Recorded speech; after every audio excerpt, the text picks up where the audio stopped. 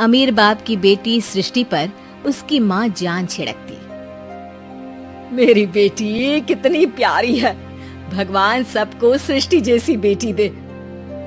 सृष्टि धीरे धीरे बड़ी होती है। एक दिन सृष्टि की सहेली कहती है, तू दिखने में कितनी अजीब सी है, लेकिन मैं जानती हूँ हम सब में सबसे अच्छी शादी तो तेरी ही होगी। तेरे पापा अमीर जो हैं। और बता नहीं सकते यार, दहेज तो हर कोई देता है, ये क्या ज्यादा ले जाएगी अपने पति के लिए? अरे बड़े शहर में कोठी है इसके पापा की। अरे पापा की है ना, कौन सी इसकी है? इसकी होती तब तो कोई भी लड़का इससे शादी कर लेता। अरे पापा की मतलब पापा की है तो मेरी ही है ना? किसने कहा? अब तेरी तो तब होगी ना जब तेरा भाई ना हो। वैसे भी शादी के बाद सारी प्रॉपर्टी भाई के नाम होती है। सृष्टि समझ जाती है कि उसे किसी भी हालत में माँ बाप की सारी प्रॉपर्टी को अपने नाम करना है, लेकिन कैसे? एक दिन सृष्टि का भाई शीनू कहता है, बहन क्या कर रही है? तुझसे एक बात करनी है। अरे हाँ करना, मैं तो तेरी बहन हूँ। बहन मेरी लाइफ में ना एक लड़की है, बहुत अच्छी है। मैं सोच रहा हूँ माँ और पापा से बात करूँ शादी के लिए।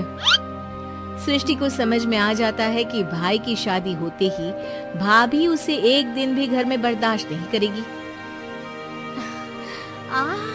क्या बात है भाई, बताना कौन है वो? यार वो बहुत अच्छी लड़की है, पढ़ी लिखी है, मेरे साथ जॉब भी करती है। बस एक प्रॉब्लम है। हाँ प्रॉब्लम? क्या प्रॉब्लम है भाई? यार वो शादीशुदा है, लेकिन उसके पति ने उसे सिर्फ इसलिए छोड़ दिया क्योंकि उसके माँ बाप दहेज नहीं दे पाए। सृष्टि ये सुनकर न जाने क्यों खुश हो जाती है। अरे भाई तो क्या हुआ, लड़की तुझे तो पसंद है ना? शीनू को लगता है कि बहन उसे समझ रही है। वो इस बात से अनजान होता है कि उसकी बहन की मंशा पूरा घर हड़पने की है। सृष्टि अपनी माँ से कहती है, मम्मी मुझे तो बहुत चिंता है, पता है शीनू क्या कर रहा है? अरे क्या कर रहा है? वो तो काम पर जाता है और वापस घर आता है। नहीं ना माँ, वो यही तो नहीं कर रहा, बाकी सब कर रहा है। आपको पता है उससे प्यार है, और वो भी एक शादीशुदा लड़की से। ये क्या हो गया? मैं सोसाइटी में क्या मुंह दिखाऊंगी? अरे तेरे पापा तो यही कहेंगे कि मैंने ही उसे बिगाड़ दिया है। माँ देखो, मेरी बात मानो, पापा पर भी विश्वास करने की जरूरत नहीं है। अब आप ही बताओ, पापा इतनी देर घर के बाहर रहते हैं क्यों? बोलो। अरे बेटा वो तो नौकरी करते हैं ना। तू बहुत भोली है माँ। पापा का ऑफिस तो 7 बजे खत्म हो जाता है, लेकिन देखो कितनी देर से आते हैं। अरे नहीं बेटा, ऐसी कोई बात नहीं है।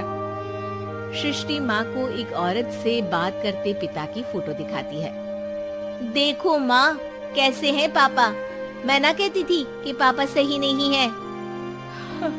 मैं तेरे पापा से बात करूंगी, दे फोटो मुझे।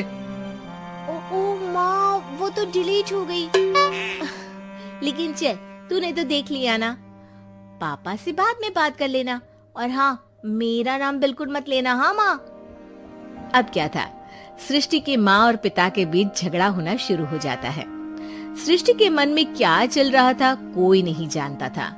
एक दिन, माँ सृष्टि के लिए एक लड़का देखा है, वो लोग शाम को उसे देखने आने वाले हैं। और हाँ माँ, एक खुशखबरी, मैं और पापा मिलकर एक नया बिजनेस ट्राई कर रहे हैं। शाम को लड़का आता है, सांवले रंग का। सृष्टि को तो बिल्कुल भी पसंद नहीं आता। लड़की की माँ कहती है, लड़की का चेहरा तो कोई खास नहीं, लेकिन अगर मेरे बेटे को आप लोग सेटल कर दें तो मैं उसकी शादी आपकी बेटी से करवा दूं।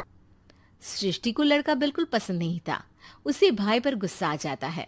लड़के वालों के जाने के बाद कहती है, माँ देखा शीनू मेरे लिए कैसा लड़का लेकर आया, न दिखाने लायक न सुनने लायक, सेटल भी नहीं, वो भी हम करे। अरे माँ मैं जानती हूँ ये मेरी शादी किसी भी घर में क्यों करवाना चाहता है। अरे कैसी बात कर रही है बहन? तूने तो देखा ना, लड़के को मैंने ही मना कर दिया तुझसे शादी के लिए। जिसने लड़का बताया था उसने उसकी बहुत तारीफ की थी। बात आई गई हो जाती है, लेकिन सृष्टि का मन शांत नहीं होता। क्या करूं, कुछ समझ में नहीं आ रहा। मेरी शादी हो गई तो ये लोग पूरी प्रॉपर्टी शीनू के नाम कर देंगे। मेरे हाथ तो कुछ लगेगा ही नहीं। तभी सृष्टि को आइडिया आता है। वो किसी वकील को फोन करती है। जी देखिए, अगर आपके मम्मी पापा का तलाक हो जाता है तो आपके पिता की आधी प्रॉपर्टी आपकी माँ के नाम हो जाएगी, फिर उसे वो किसी को भी दे सकती है। सृष्टि अब माँ को बेटे के खिलाफ भरती है। माँ, शीनू पर नजर रखा करो। वो जिस लड़की के प्यार में है ना, वो शादीशुदा है। यहाँ आएगी, सारा पैसा, रुपया, जमीन, जायदाद सब हड़प लेगी। पापा का भी हाल तुमसे छुपा नहीं है। ऐसा ना हो कि मैं और आप एक दिन सड़क पर भीख मांगे। हे भगवान, मैं तो जीते जी मर जाऊंगी अगर ऐसा हो गया तो। ऐसा हो गया नहीं माँ, ऐसा ही होगा। अभी समय है, आगे का सोच लो। मैं तो कहती हूँ पापा से आधी प्रॉपर्टी लेकर अलग हो जाओ। पापा की आधी प्रॉपर्टी भी हम लोगों को अगर मिल जाती है ना, तो अगले 7 जन्म सफल समझो। बेचारी माँ बेटी के कहने पर पति से तलाक लेकर अलग हो जाती है। सृष्टि अब पैसों से गाड़ी और अपने दूसरे महंगे शौक पूरे करने लगी। उसके दोस्त भी उसके पैसे इस्तेमाल करते। सृष्टि, कल तुम कहाँ थी? मैं सारा दिन घर पर अकेली थी। तो मैं क्या करूं? मैंने ठेका तो नहीं लिया है ना तुम्हें संभालने का। माँ को सृष्टि से ये उम्मीद नहीं थी। वो बैठकर रोने लगती है। वहीं उसका पति यानी कि सृष्टि के पिता आ जाते हैं। मैं जानता था कि तुम्हारा यही हाल होगा, तो आपने मुझे रोका क्यों नहीं? मैं रोकता तो तुम रुकती क्या? सृष्टि के कहने पर तुमने मुझ पर, अपने बेटे पर शक किया, लेकिन तुम ये भूल गई कि कैसे हम दोनों ने मिलकर जीवन में इतना सब खड़ा किया। माँ पति के गले लग जाती है। मुझे माफ कर दीजिए, मैंने आपकी कमाई का एक बड़ा हिस्सा गवा दिया।